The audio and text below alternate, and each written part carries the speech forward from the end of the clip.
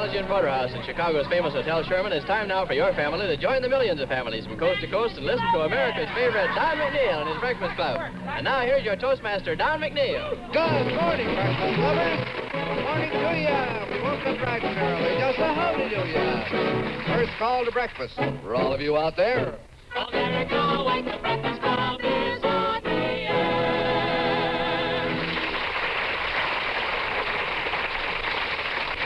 Well, good morning to you. Glad to see you.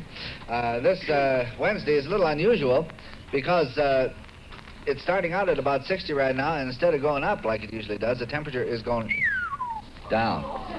Yes, sir.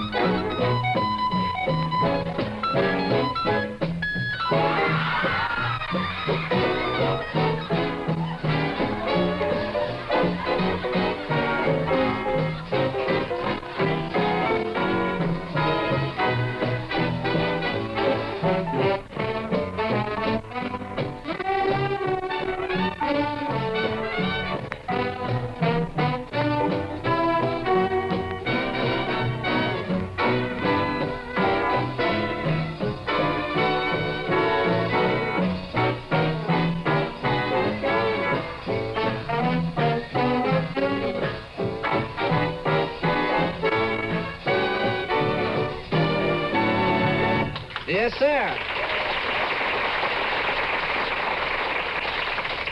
Now, this little gal, Ann Leonardo, who's singing for us this week, I believe you brought out in your conversation day before yesterday, Ann, that you also play piano. That's right. Do you ever accompany yourself? Yes, I do, quite often, Don. I wonder if you'd like to try that on our show here. I'd love to. All right. Ann is wending her way now over to Bill Krenz's stronghold over at the piano there. And she's this cute little 19-year-old gal is seating herself there. She's, I'd like to describe Ann for you. She sits there at the concert grand. She looks very pert. She's got very dark hair, dark lashes. She has a lovely smile, white teeth, presumably your own. Is that right, Ann? Yes, they are. And she's wearing, is that a halter dress? I think that's what you'd call it. Huh? A what? A jumper? Really? Huh? Well, anyway, it's got suspenders on, like, and it's very cute and nice looking. Thank you. Now that you're at the piano, Ann, what are you going to do for us? How about Everybody Loves My Baby? All right, let's have it.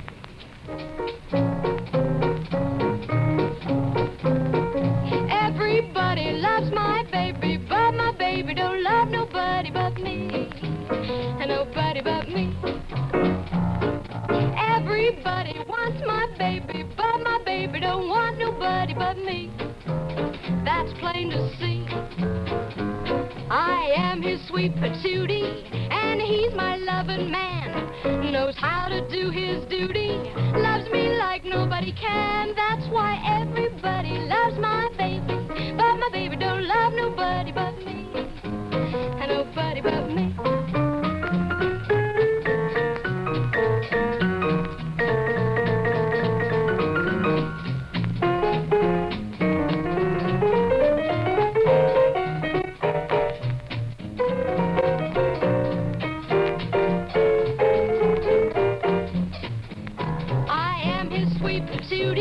And he's my loving man, knows how to do his duty, loves me like nobody can. That's why everybody loves my baby, but my baby don't love nobody but me. And nobody but me, me, me, me, nobody but me.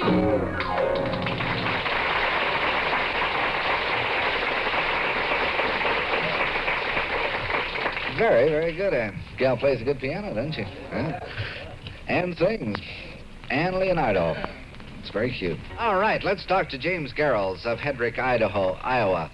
Margaret Ann Wilson of Montrose, Michigan. Rex Boucher of Sims, Indiana.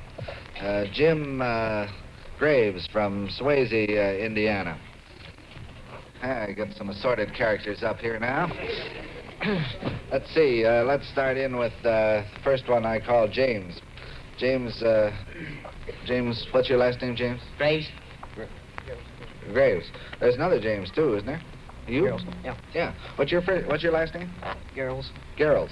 You're from, Hedrick, Iowa. Hedrick, Iowa. Is this mic working, all right? Okay, I guess you're just speaking a little low. Would you speak up a little so that the waiting world may hear your beautiful pearls of wisdom? Yeah. All right, James. You propound an interesting subject here, and I think we'll discuss it with you and everybody else who's going to high school. What is the subject, James? Oh, I want to know what my experiences would be like if I had my high school days to do over. Yeah, knowing what you do now, Yeah. and you would start high school over again. Yeah. Well, you answer that. What do you think, boy? I expect they'd be some pretty good ones. Yeah. Now that you know all about life and all. Oh, I hope. You know all about life, do you? Oh, a little bit. Do you? Yeah. Well, I don't, so I'm very much interested in your viewpoints.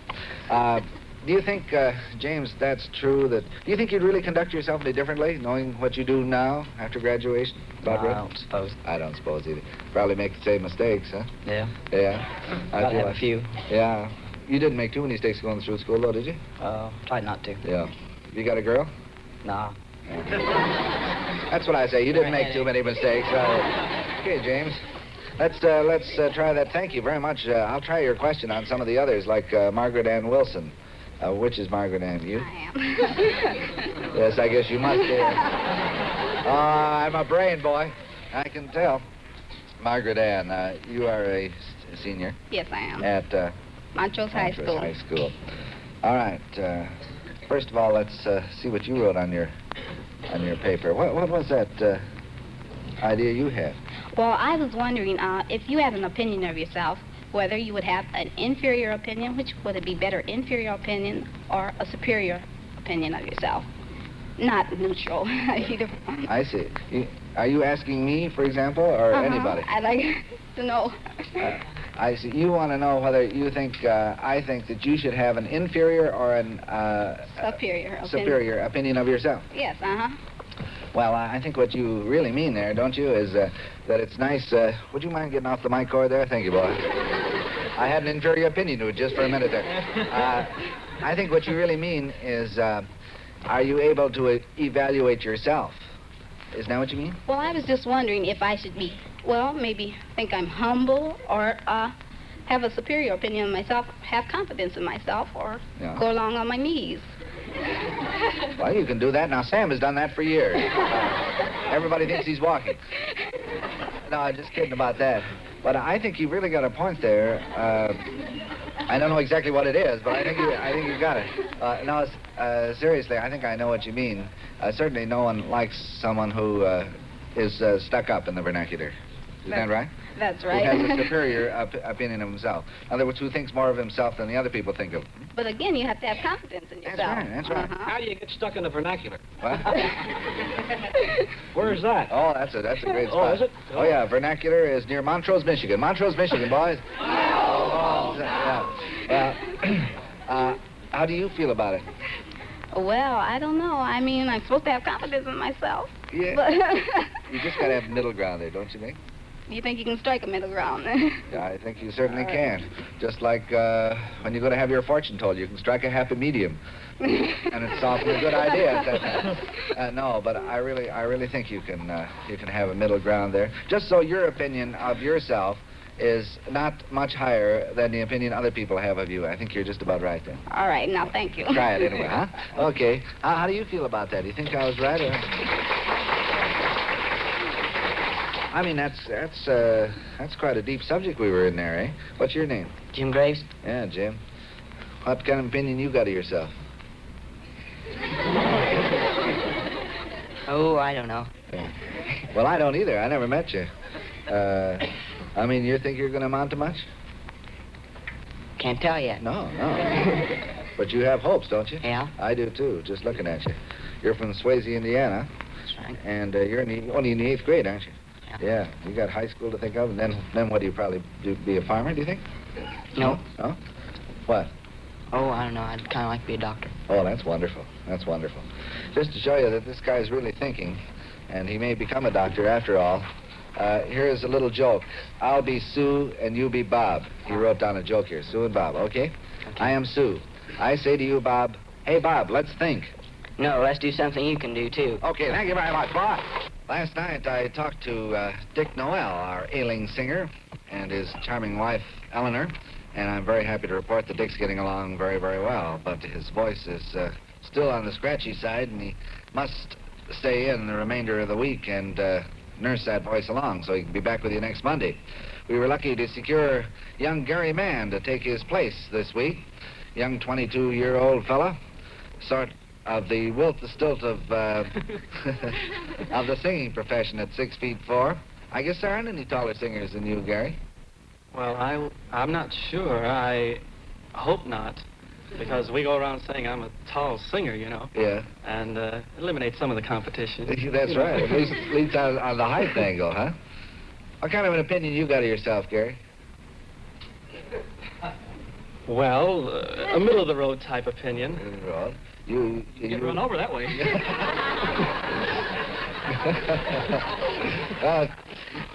At least he stays on the right line, probably. Anyway, yeah. I don't know. I think that's a pretty good way. In other words, you realize your potentialities and so on. You're not unaware of them.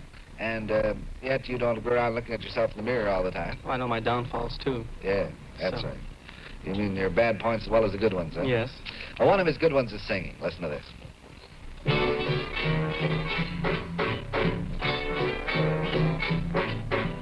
Never make eyes at the gals with the guys who are bigger than you. Stay in your class when you look at a lass. She may belong to some big palooka. Saying hello to a babe you don't know isn't healthy or wise. Now take my advice, besides not being nice, it can be bad for the eyes. If you do, look out for Mr. Bigger Than You. You'll be sorry if you tussle with a man of muscle. Don't ever wink at a gal with a gink who can take you and break you in two. No, never make eyes at the gals with the guys who are big, big, bigger than you. Get a load of that eye, boy, on Mr. Big Bad Wolf. That's the lesson there, my boy, in social etiquette. You should not forget, 'cause if you do, look out for Mr. Bigger Than You. You'll be sorry if you tussle with a man of muscle. Don't ever wink at a gal with a gink who can take you and break you in two. No, never make eyes at the gals with the guys who are taller and tougher and stronger and rougher and big, big, big, big, bigger than you.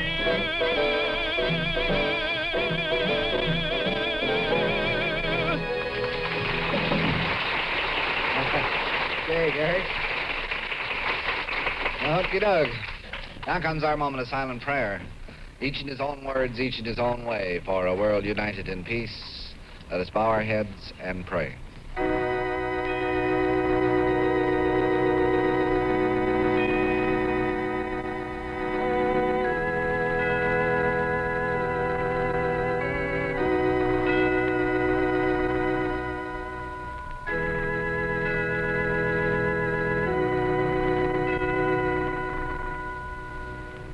Amen.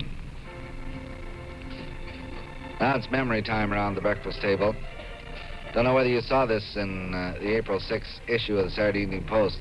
This short little tiny poem, you might have missed it, but it's something you shouldn't miss. Recollection of a very young person by Georgie Starbuck Galbraith. Once upon a time, I knew all the answers.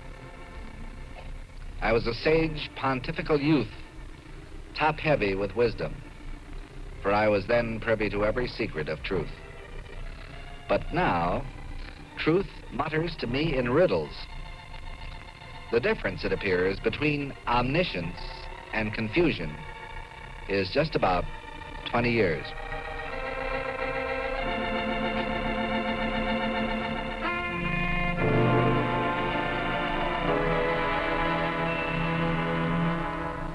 Thank thee, Lord, for making sunshine. Thank thee, Lord, for making rain, and for the mountains in all their majesty. Thy hands were gentle, Lord, when thou created me. Thank thee, Lord, for making music. Thank thee, Lord, for making love. And let me thank thee for making birds that sing, for making everything. I thank thee, Lord.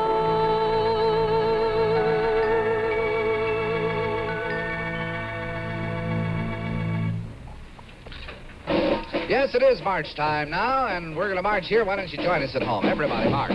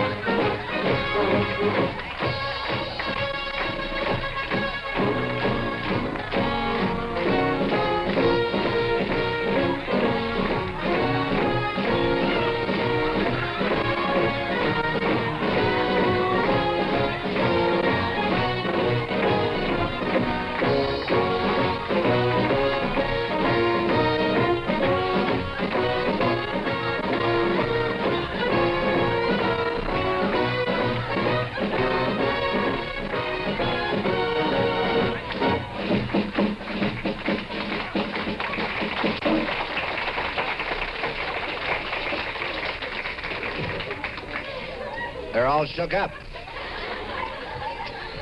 Sir. I have a message for all the nice little boys and girls that marched with me today. Fine. Sit down. Oh. Let's be nice to him, Sam. Let's call on Gary Mann again, should we? This young fellow here likes to sing. I think your voice is particularly suited to musical comedy type songs, don't you, Gary? Well, that's what most folks have told me. I would like to get into musical comedy someday.